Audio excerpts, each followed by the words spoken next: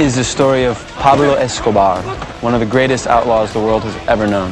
And what attracted you to this project? What attracted me to this project? Everything.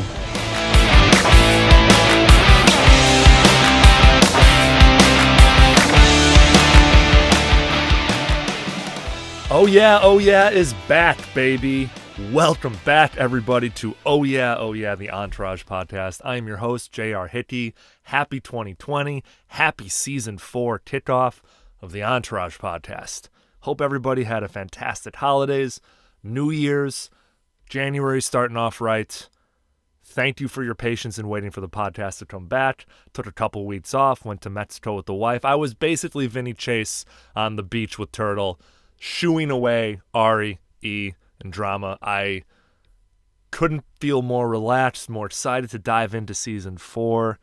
Got a fantastic guest kicking off Season 4 of Entourage. Francis Ellis is the newest senior writer at Brobible.com. You may know him from his work at Barstool Sports or as a comedian in the New York City area and all over the world. Super funny, talented guy. Sat down with him digitally, of course, in between Christmas and New Year's and broke down episode 1 of Season 4, Welcome to the Jungle. Kind of a different episode to start the season with because it's that weird mockumentary style that we're all used to now with television shows like The Office and Parks and Rec, but Entourage was kind of before its time. It's actually considered more of a Christopher Guest style than those two, but I refer to it as The Office and Parks and Rec because that probably relates more to the audience. If you guys haven't yet, I'm sure you are, please follow the social media accounts at Oh Yeah Pod on Instagram and Twitter.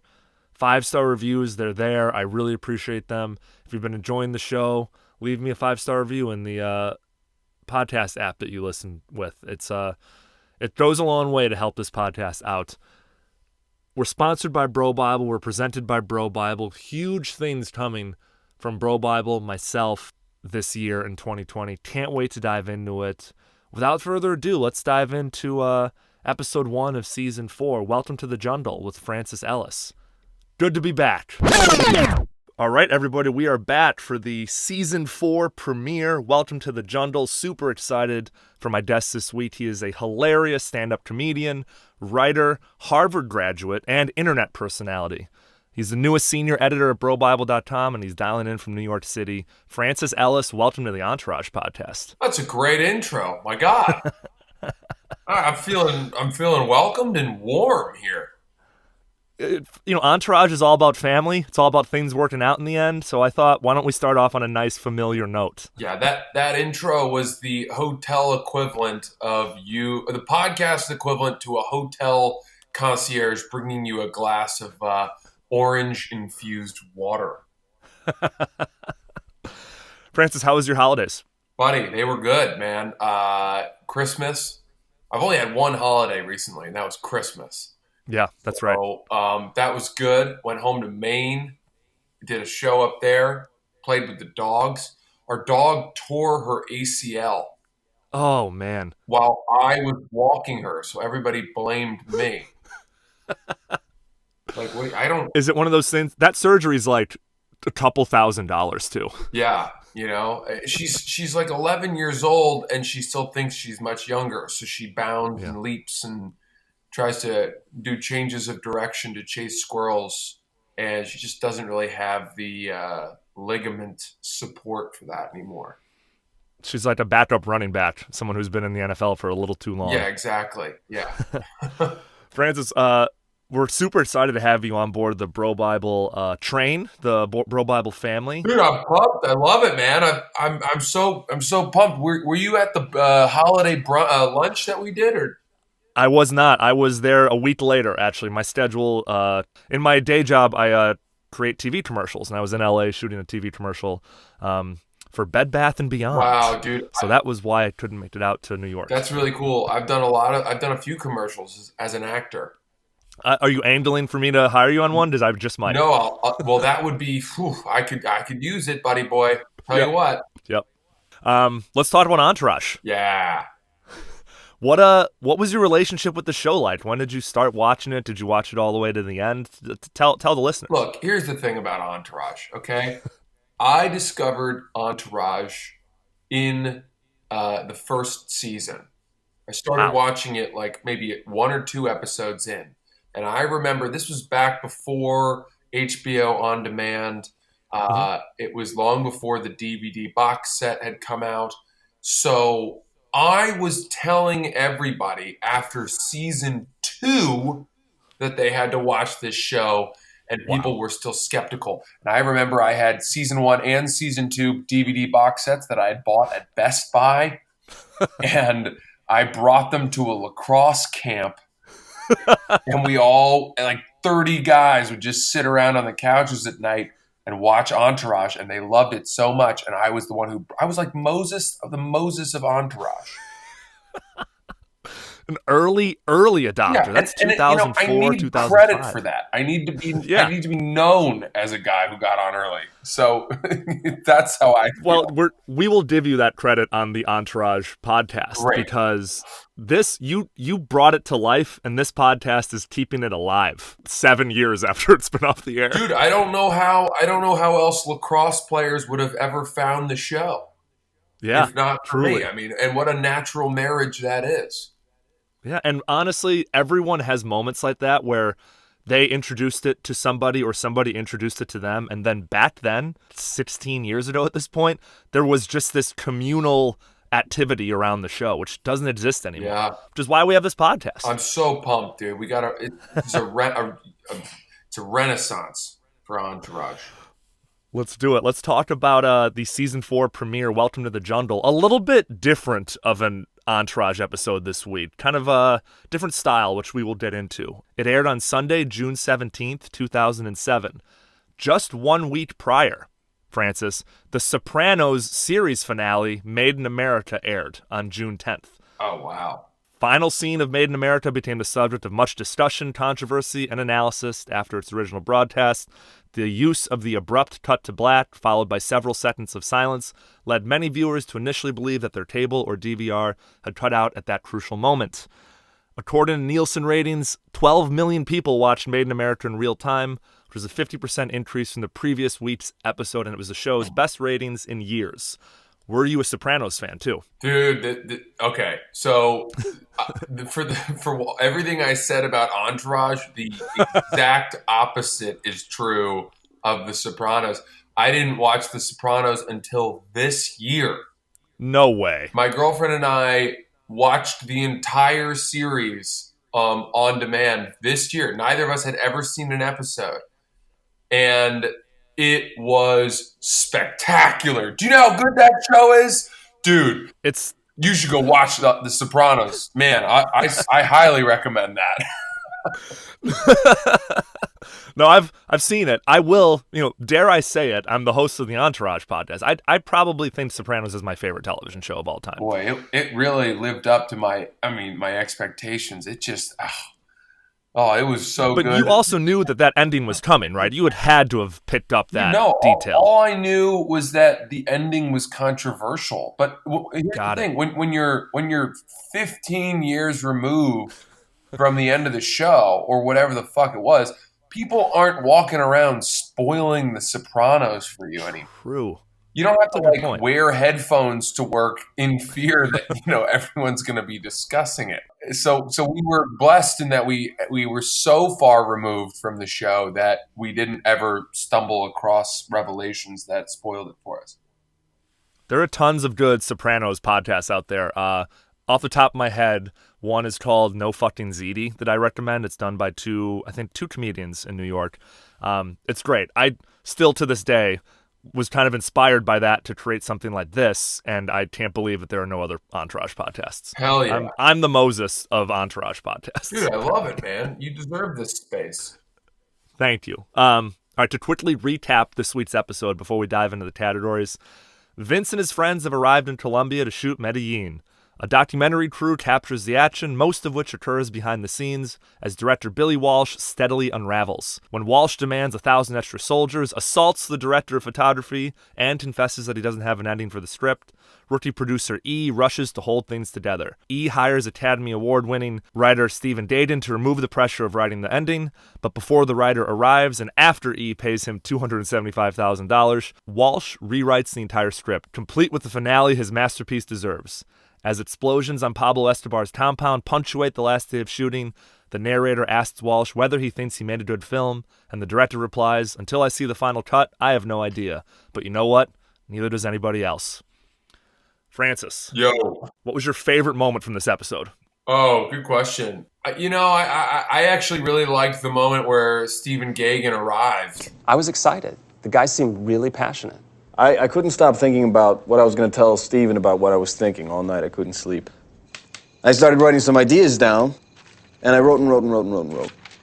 I was into it, on the plane, my ideas were flowing. Let's just say you never know if you're going to match up with the director. I woke up this morning, sitting at my typewriter.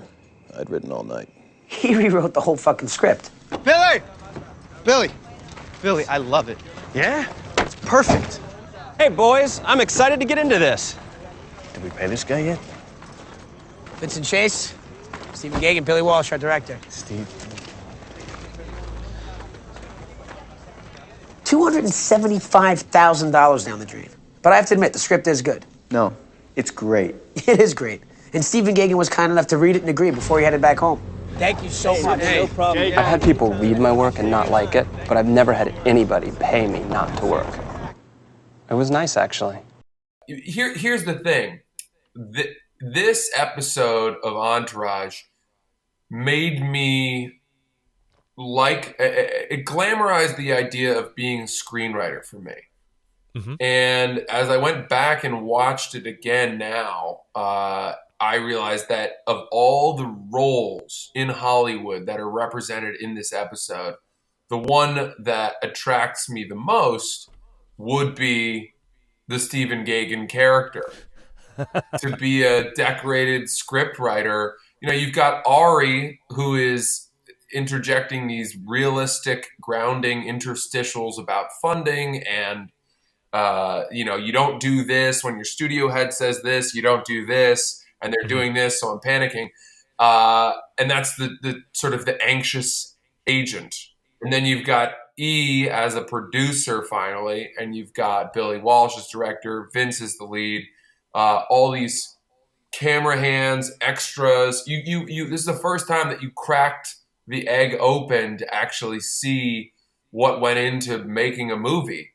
And for me, I'd never heard of like rewrites or, a lot of the terms that they used. And I remember thinking like, oh, wow, Stephen Gaghan just gets to fly in and, he's like a freelance guy who $275,000 writes the ending of a movie that's 90% there. That's pretty cool. Yeah, I completely agree. It was a nice cameo too. They'd spent a lot of season 3 bringing on these big directors and writers in cameo roles as they're trying to figure out the Median plot, and having him just buzz in and buzz out gave an air of professionalism that I liked. Exactly. 90% of the cameos on Entourage are sexy, popular actors, actresses, or musicians or athletes. And I think to see, I still remember the former Scientologist, Paul Haggis. Paul Haggis.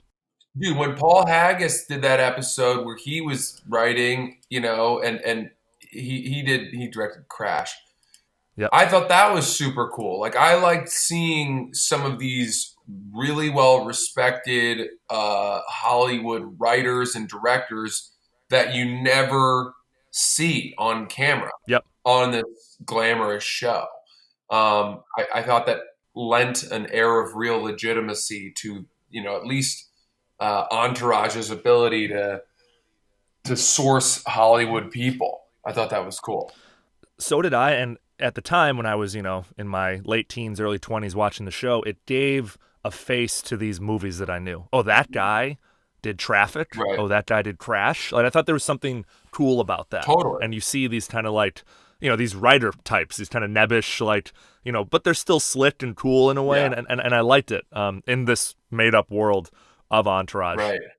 I would say my favorite, just, I don't know if it's a single moment, but just arc, is just Billy Walsh just tragically like falling apart as like this creative guy.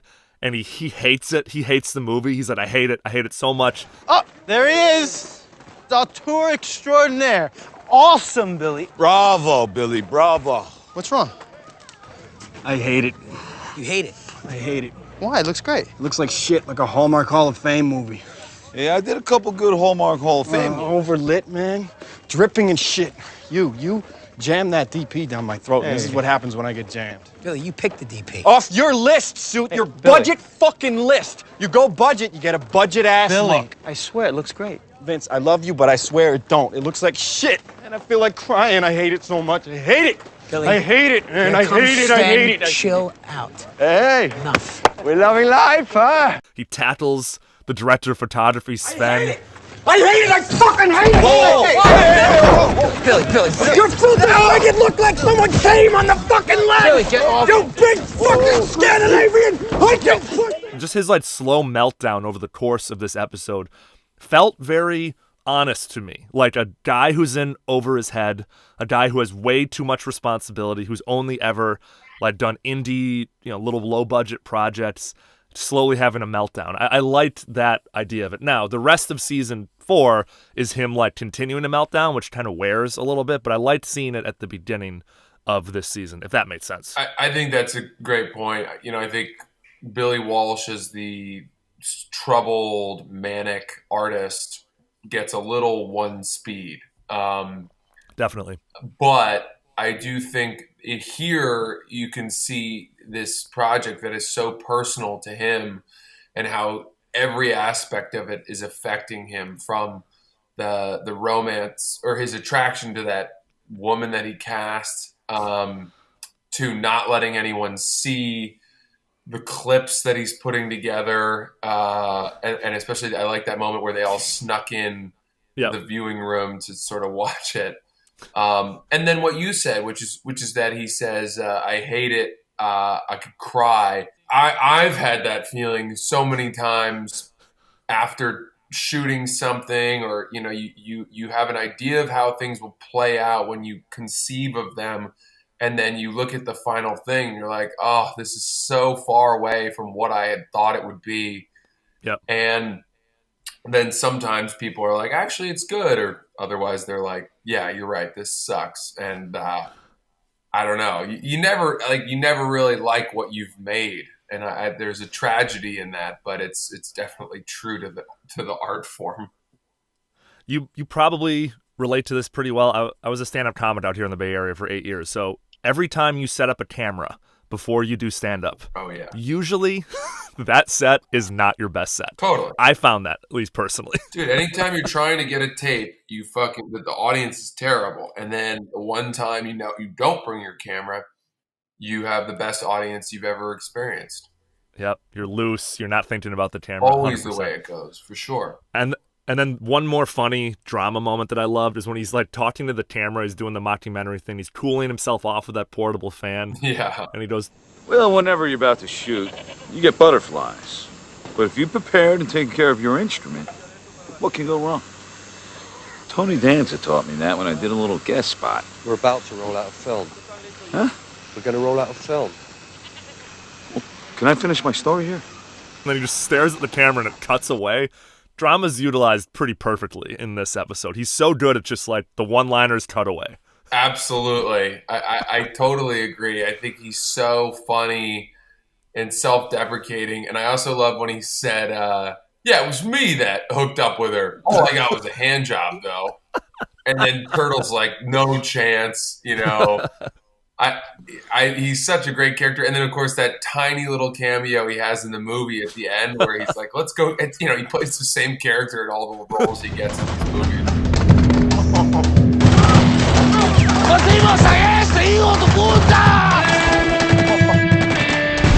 Every week, Francis, we do a bros being bros moment. So not really like bro-y moments, but really just like moments of male friendship.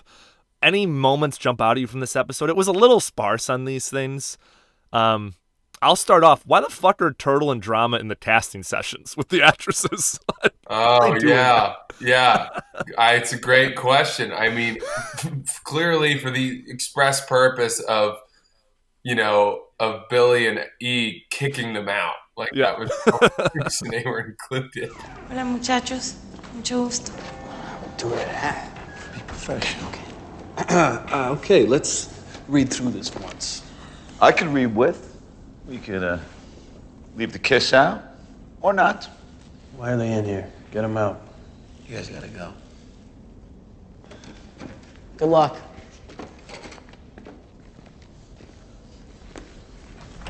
Buena suerte.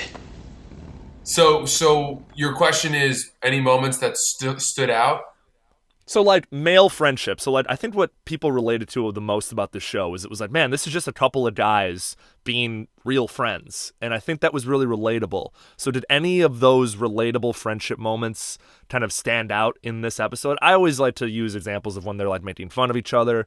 Another one from this episode is, like, they're in the edit room watching the dailies and they're, like, drinking beer and giving each other fist bumps. It's a little over the top, but I mean, what else are you going to do when you're in Colombia with your buddies? Yeah, and they're fist bumping because of people getting shot and murdered in the streets. It's like, No, yeah, I do. I liked the moment, as I said, kind of where E is consoling Billy and said,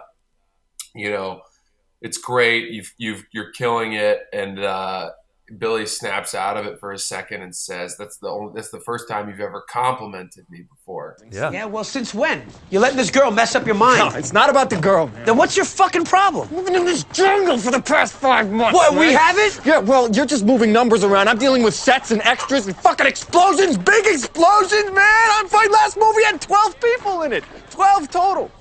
Billy, it's going great, all right? You're killing it. No. It's killing me, Suit. I'm melting down. It's this humidity. I can't think in this humidity. And I need to think. You gotta finish. I can't. Yes, Billy, you can, all right? And we can't without you, so snap out of it. I'm here. I'll do whatever you need me to do. You really care, huh, Suit? Yeah, I do. You know, you'd never given me a compliment before. I never knew you needed one. I do.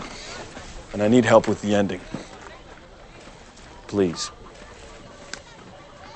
It was a nice moment. I mean, who would have thought Billy Walsh would be so insecure? So I took care of it. And you realize that all these guys have so much at stake. Like they've all believe in it, and they all have set their minds around the success of this project, and they're all in it together. So, and it also shows how sensitive creatives are. You could be like the hardest, hard-ass director on the planet, but at the end of the day, you're making you're making a project. You want people to like it, so you want people to tell you that they liked it. Totally. I like that. I like this, the humanity of the episode. The humanity of Entourage. Can you believe that's what we're talking about in 2020? What was your least favorite moment from this episode, Francis? What did you think of this filmed moments, like the stuff that we saw of the Medellin movie? I thought they looked like they were made in the 80s, like in terms of how they were lit and cast and stuff like that. Clearly, this is a television show trying to recreate movie scenes. And I think there's a part of the, Doug Ellen and whoever else, and Wahlberg, whoever else, that was setting up this movie to be bad, right? Like ultimately it turns out a horrible movie. And you watch those scenes, and I remember at 14 or 16 or however old I was watching this and thinking and being sold that those movie scenes could be part of a good movie. But looking back now, I'm like, oh yeah, if I had to sit through these slow motion cornball kind of Medellin violent scenes with a fat suit Vinny Chase speaking very bad Spanish, Yep. you know, I would walk out of that movie. And that's what they were doing. That's what they were creating, right? They were creating a movie that was so bad that people wanted to walk out. Es muy mala negocio. Quizás alguien se equivocó. De pronto debería preguntarles a ellos. Como un favor para mí, hermano. Sí, patrón. Sí, claro que sí. ¡Hola! Niño, ¿quieres jugar un jueguito conmigo? Vamos con el patrón, niño. ¡Vamos! Dame. ¡Oh! Toma más.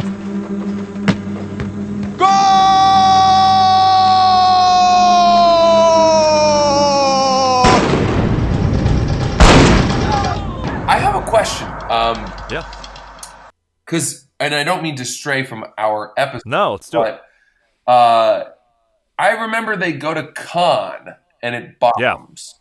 Yeah, that's the last 2 episodes of the season. Yeah, and the Harvey Weinstein character says... Harvey Weingard. Yeah, says that he'll buy it for $1, which I always thought was just him insulting them. But then I remember E saying that maybe he could actually turn the movie around.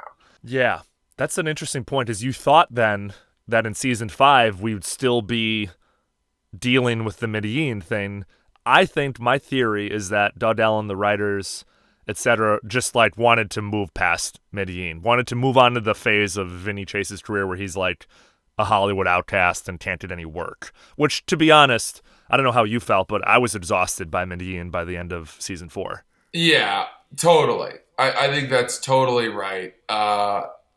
So, okay, I mean, that answers it for me, because I was always thinking, like, when is it going to come back? You know, when is this refurbished version at the hands of Harvey Weingard going to come back? And it never did. We never saw it again. So maybe for the better, because, I mean, Medellin was around since season 2. It was part of the conversation. They were trying to get the script. I mean, that's 3 full seasons of an HBO dramedy that we had to, like, talk about this movie. When it finally bombed, it felt like a nice chapter closing on the thing. Yeah.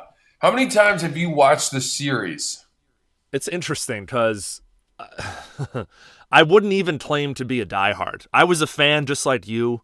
I'm 31 now, so I probably watched it a little later than you. You know, early college, mid-college, had all the DVD sets, watched it with my friends on Sundays.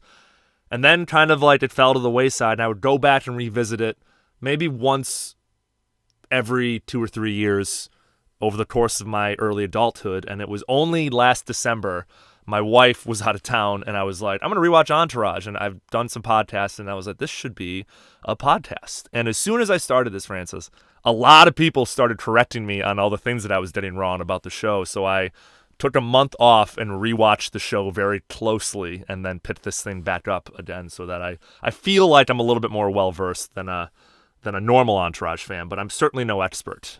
Got it. Okay. Cool. No, very cool. I like it. I've had a couple people. I had comedian Ari Manis on, and he said, "You're a nerd. You're an Entourage nerd." And I was like, maybe, or maybe I'm just a guy who like wants to talk about the show with people. Yeah. In that way, though, I'm probably a nerd. Ari's a good friend of mine. I love Ari. Oh, cool. Yeah. He's done a lot of work with Brobible out in LA. Has he? Yeah, we did like a show with Chad Goes Deep and Annie Lederman and stuff like that down in the Laugh Factory in Long Beach. Yeah. And, I think he was a part of that. Dude, he's a great dude. He and I have both opened for Theo Von together. So That's right. I knew there was a connection there with with Theo. Yeah. Any lines or quotes jump out at you from this episode? Entourage is like an endlessly quotable show. I've got a few if you need. Yeah, to start you off. Start us out, and I'll see if I can remember. No problem. Billy Walsh says to the narrator mockumentary Movie? You know, I hate the word movie. I don't make movies, I make films. Kind of like that douchey artistic thing that like creatives do. Yeah. Which like, who cares? That was a little cringeworthy, you know? Yep. It's so on the nose. You have to believe though that they were writing it tongue in cheek. They want to make him an unlikable character. Yeah, he really turns this season, sadly, because I always liked the Billy Walsh character as like a wild card. And this episode is Billy Walsh heavy. Let's be honest. Yeah, it is. He does have a great line when he's talking to Vince. When Vince is like, Billy, I'm not fucking her. I promise, I'm not fucking her. And he's like, well, she wants to be friends. And then he has this really iconic line, which I think resonates with guys in general, resonates with people in general, which is, Vinny, man, she told me she wanted to be friends. Yeah? Yeah, show me the girl who wants to be friends. I'll show you the guy who's fucking. Well, it ain't me. Yeah, that was a good line. Yes. Totally fair. That's a great line. But, it also made me wonder, like, why does Billy think he has a chance with this girl? I know. I also thought, Vince should be having sex with her. That makes sense to me. You know what I mean? Yeah. I mean, should we talk about the girl? She's kind of the celebrity cameo faces in the crowd, like, amalgamation. I mean, who is she? Sofia Vergara is one of the most powerful women in Hollywood now. That's who it is? And she's playing Village Girl number 2 on this 2007 episode of Entourage. Almost anonymous, yeah. I mean, she's so stunning. But I didn't realize it was her. Yeah, that's incredible. Sofia Margarita Vergara was the top earning actress in American television in 2012, 2013, and 2016, and is among the best paid actresses in the world as of 2019. Since 2009, she has played Gloria Pritchard in the ABC comedy series Modern Family. She's been nominated for 4 Golden Globe Awards, 4 Primetime Emmy Awards, and 7 Screen Actor Guild Awards. Forbes ranked her as the 32nd most powerful woman in Hollywood and reported that her annual earnings were at $43 million a year. Holy shit. This might be the biggest, faces in the crowd we've ever had in Entourage. Oh my goodness. Well, what's crazy too is this was only 2007. Yeah. And she looks like a very young actress woman. As they said, I was picturing someone a little bit more homely and not so. Who did E liken her to?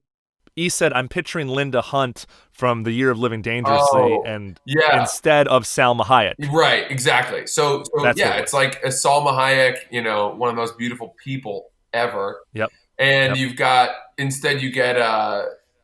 her and it's what's crazy is Sofia Vergara went on to play this like beautiful. I hate to use the word MILF. Yeah, but that's kind of what I think she is on that character on TV. And here you see her as this young, totally different, glowing actress. I don't know. She's obviously beautiful in everything she does, but I didn't even recognize her. I didn't realize it was her. And I think that's because of the conception of her now, which is this, milfy power figure in Hollywood. She's been the star of Hollywood films now, and she's essentially an extra in this episode. It's crazy, which is wild. Wow. Yeah.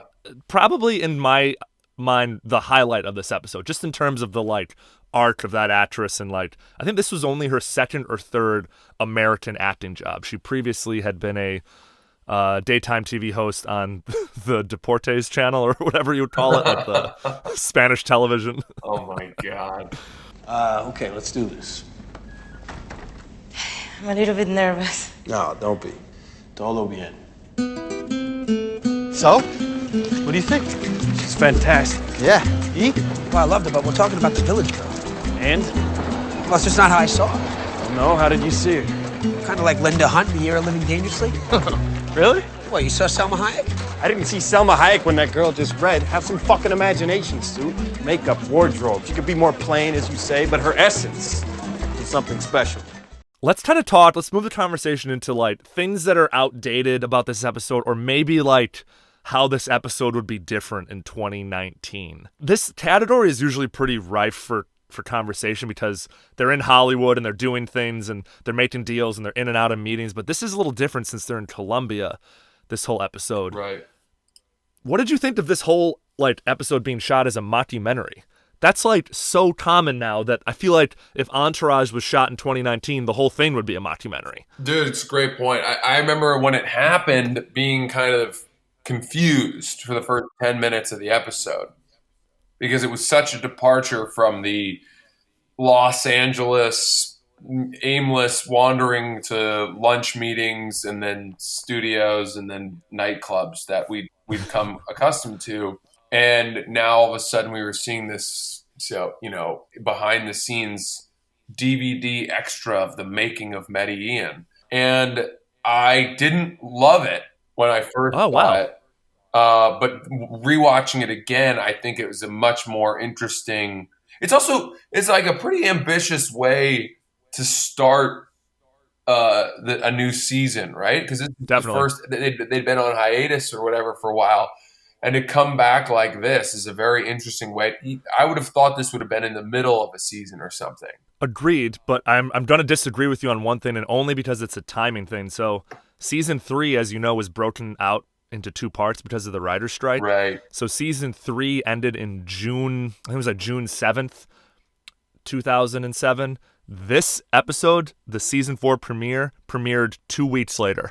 So season 3 and season 4 picked up within 2 weeks of each other. Oh. And it was only because of the writer's strike in season 3 that this got pushed back so long. Just an interesting, insider Entourage nerd fact. Well, I'm glad. No, that totally dispels my point. It renders it moot and stupid. So sorry, Francis, you are not either of those had things. I known I would be humiliated like this, I'm not sure I would have downloaded Zencaster. Agreed to be on this toxic podcast. So, the other thing I wanted to just point out, we don't really take shots at the wardrobe anymore. We used to have a category about it, but just all the cargo shorts are hilarious. Dude, some of the outfits, when they're walking in, they don't look good in shorts. Any of these guys. No. They look terrible in shorts. And it's funny because Billy Walsh and obviously Vince look so tall next to E. Oh, that's true. And they look long and tall. And I've met Adrien Grenier, and I think he's 5'10" or something. That's pretty tall for a Hollywood actor in terms of. How tall is Adrien Grenier? 5'10". There you go. Yeah. And Jerry Ferrara's 5'4", Kevin Connolly's 5'5", and Kevin Dillon's only 5'9". So clearly they surrounded Vince with people that would make him look tall as some willowy actor. But that scene where they all come out and Vince is wearing socks that come up above his ankles, and I'm pretty sure Turtle's wearing jean shorts that Jinko jean shorts, and you're like, wow. In Colombia, with the humidity at 120 degrees. This would be awful. Drama's wearing cargo shorts with a dress belt over a tank top and an unbuttoned Hawaiian, which is perfect. That's perfect. Yeah. That doesn't need to change. No. And he always wears his 5 towns hat. Too good. Perfect. Every week, Francis, we give a 6th man award. So someone, man or woman, who just kind of, makes good use of their on-screen minutes and leaves a memorable impression. Maybe someone not from the initial cast of the show. Anyone from this episode? Yeah, I liked when Billy is questioning all of the people about whether or not they had sex with her, with Sofia Vergara, and that overweight Colombian guy is just I didn't do it. I promise it wasn't me. And you're like, dude, this guy would have killed her. I like that guy a lot. That guy nailed his defense. What's going on?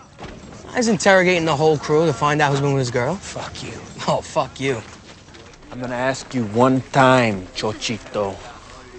And if I find out you're lying to me, I'm not gonna be happy. Do you understand what I'm saying? I do, Billy. I do. And I'm not lying. I swear. I never touched her. Never. Next. Billy, What's up, Suit? we need to talk now. No, I'm busy. Get your ass up and walk with me right now, or as God is my witness, I will send you packing today, and I will finish this movie without you. Who's gonna direct? Turtle? That's pretty good. I like that as a Sits Man award. I will nominate Nicky Rubenstein. They cut away at one point. Yeah, Ari's talking about how like the money's, drying up, and then we cut to Nicky Rubenstein. He's like in rehab, chain smoking cigarettes, looks like hell. And they have that like found footage of him getting arrested with cocaine in his trunk, and then like walking out of the courtroom and freaking out on reporters. It's so bad, it's good. Well, what happened was I was on my way to the airport in Los Angeles when I was pulled over, and the officer found some cocaine. It was a lot of cocaine, actually. And probably asking yourself, why on earth was I bringing cocaine to Colombia? Well, truthfully, I wasn't. As it turns out, it was an old bag that had been lying in my trunk for years. I'd just completely forgotten about it. So, yeah. In either case, the judge didn't really buy that. Meanwhile, my passport has been taken away while I await trial. My bank accounts were frozen. And there's no more money. So I can only pray that the 30 mil I sunk into this thing isn't going down some Colombian drain, right? Because there's no suicide watch here. You know what I mean?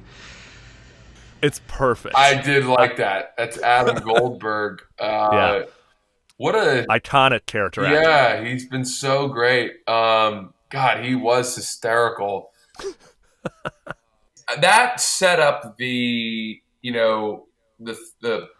people doing their interviews on camera and then cutting to other footage really well. Kind of like what The Office does. Yep. Because then they cut to him being arrested, and he was like, I thought that was so funny when he was like, it was just cocaine that I'd had in there for a while and I'd forgotten about. But they didn't believe that. Yeah. That didn't hold up in court. Yeah, that Christopher Guest style, Parks and Rec, The Office, all those shows that have now, and even Modern Family, the show that Sofia Vergara has done like 300 episodes of, have made livings for themselves on this fake mockumentary style. I don't know. I would watch like a season of Entourage 2019 as a mockumentary. I think it'd be a risk, but it'd be interesting, I think. Totally.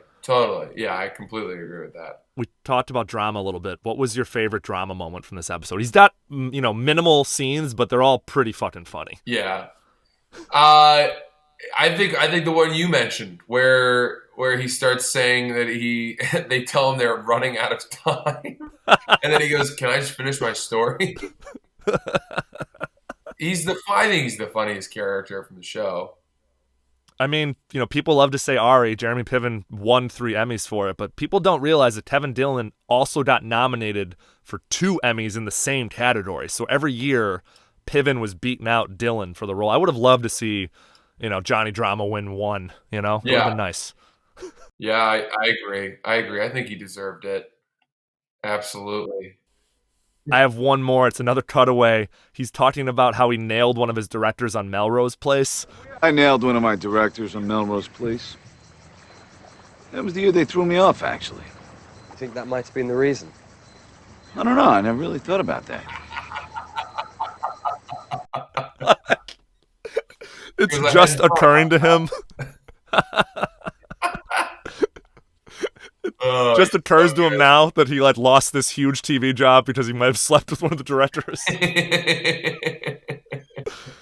The way Dillon, when things dawn on him, his expressions are fucking perfect. Yeah, he really is a good actor. I do think he's spectacularly funny. Couple categories left, Francis, and then we'll get you out of here. So who this week won the episode? Vince can't win. He wins every week. He's the A-list movie star. Which character on the show won this week? I think Billy kind of wins in a way.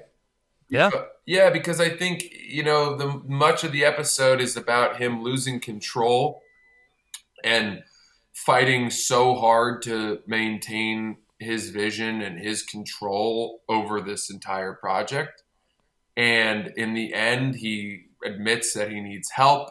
He needs help writing the ending. He, is relinquishing his ownership over everything. And somehow in the end, it all comes back to not only did he finish the rewrite himself, but he has final cut and final say, and nobody else is going to be able to see it until he feels he's ready. So that's a nice sort of twist on that character arc. And I would say that if you're Billy Walsh, you think, okay, now it's mine again. I mean, it's his. 100%, I agree with you. Billy Walsh wins the episode. It is a nice arc throughout the whole thing. He's melting. First he has control, then he melts down over a girl, then he regains control, and then at the end he pulls an ending essentially out of his ass, which, we'll get to. And again, he's not great the rest of the season, but this episode he's great. His lines, I gotta mention, did you notice the opening title card thing with him? It made no sense, but it was hysterical. It said, Median is not a movie. It's life. It's how it is. Oh, yeah. And I defy anyone to define where life stops and the film starts, or vice versa. Billy Walsh. Why would they post? Who is he saying that quote to? And, it's mind-boggling that, someone would say something like that and think it as profound. Oh, completely. As if, this documentary we're about to see was shot 10 years after the fact. Exactly. And his quote about this movie has been immortalized. At first, I was thinking that was actually going to be a quote from Pablo Escobar. Same. Yeah. And I'm sure that's what they wanted you to believe. But then, it so cheekily sets up the whole episode. Billy, do you think you made a good film? Well, I'll tell you this. It's either going to be genius or it's going to fucking suck. Until I see the first cut, I have no idea. But you know what? Neither does anybody else.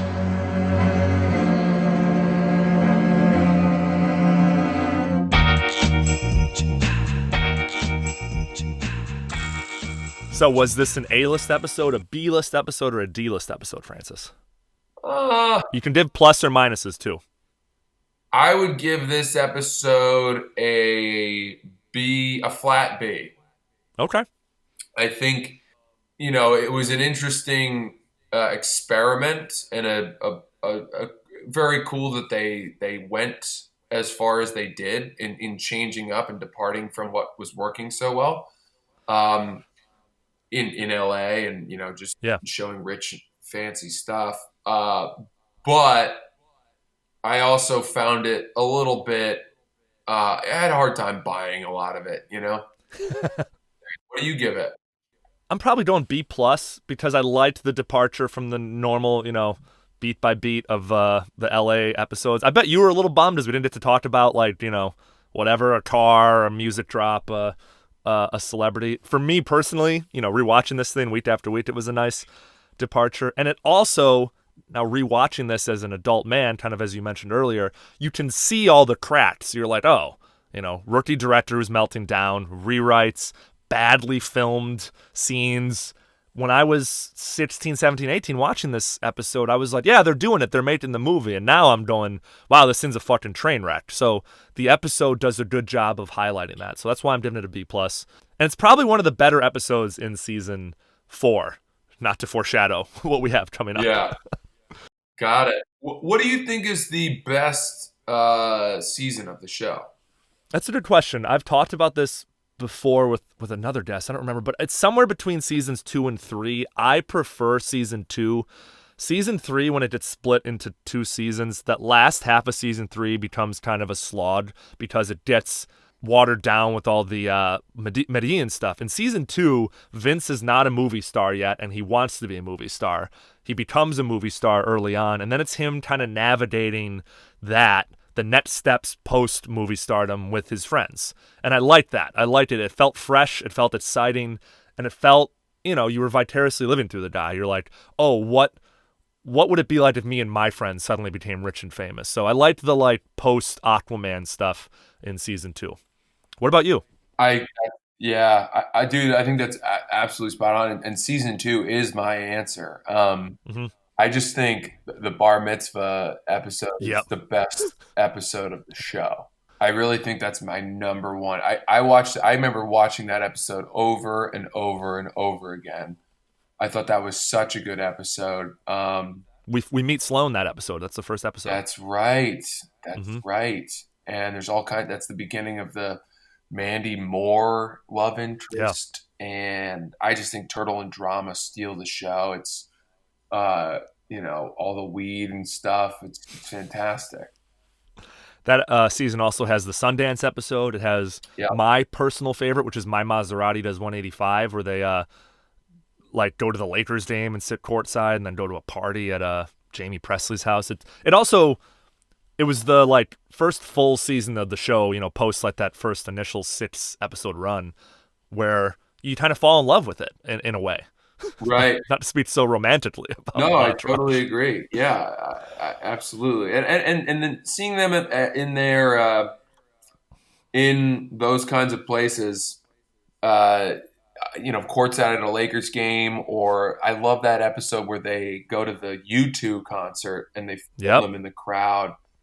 Yeah, it's so cool. It's just that's real. I'm sure the actors stayed for the entire game and the entire concert. So, if you guys haven't listened to that episode is I Love You Too from season 2. I think I had Adam Ray on, comedian Adam Ray. We talked a lot about Comic-Con and U2 and stuff like that. It was a lot of fun. So, very cool. Francis, yeah. Last question. I asked this of all my new guests to the pod, and this has been a lot of fun, and I hope we can do this again, maybe in person and maybe about a little bit more regular Entourage episode.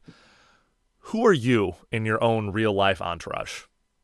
Oh, man. What character would I compare myself to? What character from the show are you closest to, essentially? Well, I think the obvious answer is probably, God, I can't say, let me do process of elimination. I can't say Ari, because I'm not, in representation. I think E makes some sense. Yeah. Because, for one, I remember they called him a nesting creature, that he's very, he loves being in love. He loves love, and he jumps from one serious relationship to the next.